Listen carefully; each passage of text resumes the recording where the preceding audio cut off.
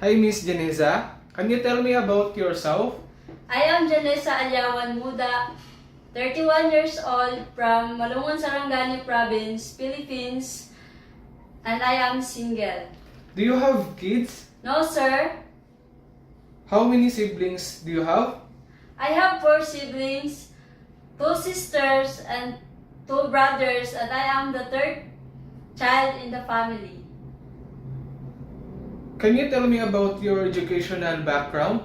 I am college graduate.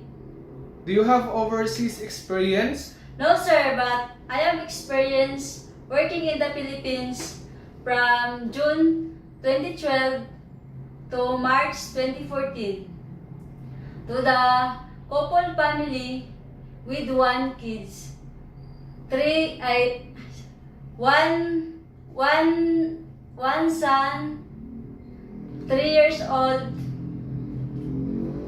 and I do work all around household works like cleaning, cooking, laundry, ironing, and I taking care of their child. Did you finish your contract? Yes, sir. How would you describe yourself? I am a hardworking person, patient, trustworthy, honest. Do you have any tattoo? No, sir. Did you undergo to any kind of surgery? No, sir. Why do you want to go abroad? I want to go abroad to earn money for my family. Are you willing to take care newborn baby? Yes, sir. Could you sing a nursery song? Yes, sir. Head, shoulders, knees and toes, knees and toes. Head, shoulders, knees and toes, and eyes and ears and mouth and nose.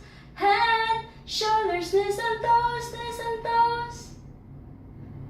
Are you scared of cats or dogs? No, sir. I am willing to taking care of dogs and cats. Give me your idea how can you take care of naughty children and children with tantrums. I will talk about them in a calm voice. Say something to your future employer to hire you. To my future employer, if you are going to hire me, I promise that I will finish my contract and I will extend it if you need me. I promise that I will treat you like my own family. And I am willing to learn how to speak Cantonese, and I am willing to learn how to cook Chinese food. Thank you.